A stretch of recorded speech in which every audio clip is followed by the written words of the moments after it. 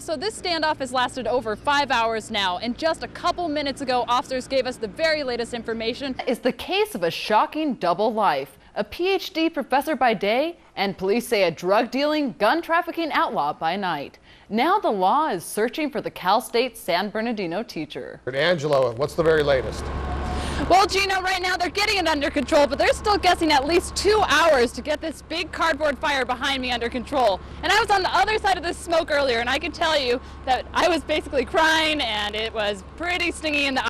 Well, taxpayers and business owners are drawing their lines, and it's coming down to Measure J, a 1% sales tax hike. The city's plans for a new mall at Desert Fashion Plaza depend on the taxpayers paying for it. But that's right. So far, police have told us that they got a call from a homeowner saying that there was a burglary at their house. And when they saw the person in their house, they shot at them. Angela Monroe is braving the elements out there and begins our live Storm Watch team coverage tonight. Angela. That's right, Elizabeth. And as the wind blows harder and as the sun goes down, it's definitely getting colder out here and windier. In fact, what I've been worried about happening did happen when I lost my hat. It went across the road, got ran over, and I was able to mostly reshape it, I think. An alleged online predator is behind bars tonight after police say he lured an Orange County teenage girl to the Coachella Valley, posing as a 17-year-old boy online. Police say the 15-year-old girl ran away from home to meet the man who was really 44-year-old Jeffrey Sackman of Cathedral City. Sackman was arrested Friday morning at his apartment on Landau Boulevard. Police say he raped the girl over a period of several days and gave her meth. Now Sackman sits in jail on $1 million bail. Tonight, KMIR 6's Angela Monroe found out what this alleged online predator may have done to gain the teen's trust. Angela. Elizabeth, I spoke to a Valley psychologist who says that social networking sites give predators easy access to prey on young and unknowing victims. Police say the horrifying story starts here on Facebook. The young girl thought she was talking to a 17-year-old boy named Giovanni, but it was actually this 44-year-old man, a self-employed electrician.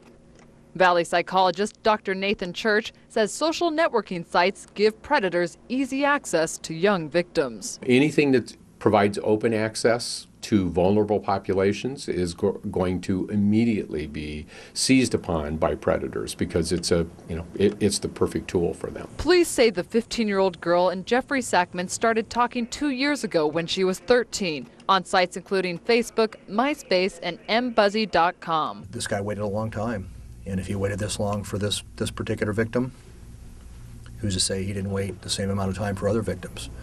And I should be warning to parents that these people will be patient if they have to. Last week, police say Sackman lured the girl to the area by paying for a bus ticket. He identified himself as who he was supposed to be, and he just had developed a story, a medical condition that he fed to her, essentially to explain why he looked older than he really was. Police say Sackman took her back to his Cathedral City home, raped her, and forced her to do methamphetamines. A neighbor didn't want her identity revealed, but did talk to us. Did you think it was strange when you saw a 15-year-old girl, though, with him, a 44-year-old man? Absolutely strange. My first thoughts were, dear God, keep my kids inside. Did you think about calling the police yourself? Absolutely, I did. I did, absolutely. And when he came knocking on my door, the police officer, I knew what was going on immediately. Neighbors have told me that Jeffrey Sackman's mother lives in the house with him, so we're going to go knock on the door and see if she's there. But no answer. Cathedral City police say Sackman had the teen in the house for several days. It's insane. That's scary because it's right here. And we have children. A lot of families out here have their little small children playing up and down, riding their little bikes. Dr. Church says these type of stories are becoming all too common. Part of the the high of that particular kind of addiction is to is a whole process of seduction, manipulation, and control over another person. That's just part of the overall profile of a person like this. Police say this man is a predator who preyed on at least one young girl, hunting her for years before luring her to his home. And police tell me that there could be more young victims right here in the Coachella Valley. We'll continue to bring you the very latest on this story. Gino? And some high school students lost their rides to school when the Coachella Valley Unified School District cut their bus routes. KMIR 6's Angela Monroe joins us tonight with that story. Angela. Elizabeth, students tell me about 100 teens lost their ride to school when some of their bus routes got cut. So I joined Jessica and her friends as they started their long, hot walk to school. So we're not even on. Jessica's long, hot walk stretches over 3 miles. It's long, it's hot, there's no sidewalk. I joined them on their trek from Coachella Valley High School. Starting temperature, 115 degrees. And they say that it's okay because we live in walking distance, which is what, like 3.2 miles from our house. Jessica, an A student, has to worry about how to get to and from school each day. It makes me not want to come to school anymore because I don't think I should have to worry about getting a ride to and from school. The sun beats down on us. Oh, it's hot. After only about a quarter mile, everyone is sweating. And like we barely left the school. So we get in the car. Here's the trip speeded up very fast to give you an idea just how far they have to go. Right now I don't have a vehicle. I can't pick her up. And I'm worrying how she's going to get home. She better not walk. It's too dangerous for her to walk. There's no water. Jessica's mom got a petition from parents with over 100 signatures to bring the buses back. I mean, just that little walk that we took, I got emotional because I can't imagine the kids going through that every single day. It's a very dangerous route. There's no sidewalks. It's just unsafe in every aspect as far as just a walk. There's no water.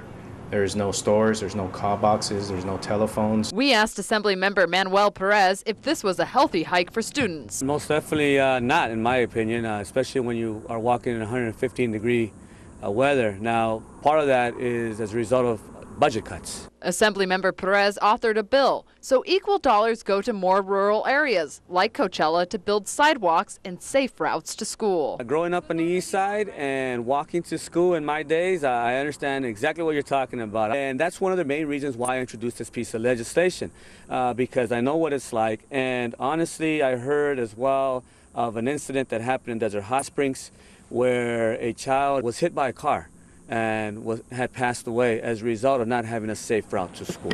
Perez's bill was signed by the governor last week.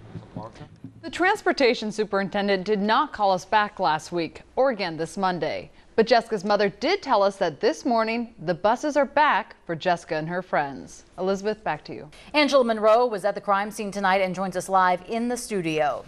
Angela, what did the 2-year-old's grandfather have to say about those murders? Well, Gino, while the grandfather says he doesn't know who killed his son, he does have a few ideas why the 3 people may have been murdered and his 2-year-old grandson left an orphan. It could have been a robbery attempt, or it could have been because they didn't like what my son was doing. What was your son doing? He was doing wrong. He was like everybody else child out there. He was fish handling and drugs sometimes. I'm not going to lie on my child. He wasn't an angel, but he didn't hurt anyone. Purvis Hunt says his son was shot. One of the women was strangled and didn't know how the 3rd woman died. Police did not tell us how any of them died. A 2-year-old boy was also at the house, but police thought he was missing. 3 hours later, they found him gagged and bound in the house. This is the video of police bringing the little boy to the ambulance. I'm not sure how thorough this sweep was today. But from what I understand, we visually checked it. But as far as really going in there and checking thoroughly, that wasn't the case. Hunt says police told him there was a padlock on the door of the room his grandson was trapped in. I'm not with him about it because they made sure that I understood that he was safe and he was in good hands. And now he's at the hospital with his grandmother, so I know he's in better hands. Thank God he's doing well. You know, our heart goes out to that little child, his family. Police don't have a suspect yet in the triple murder. I figured my son, he knew who it was. He let him in, and when he turned his back, the cowards shot him. As police search the crime scene for clues, family and friends of the victims remember their loved ones. If you needed food to eat, he would be the one who would feed you. He was just a loving person. Very loving person. He was very giving. They took him from me, and it hurt.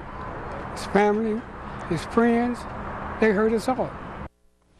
Police have not given us the identities of the 3 people slain or how they died. Banning Police and the Riverside County Sheriff's Department are investigating to find out exactly what happened. Gino, back to you.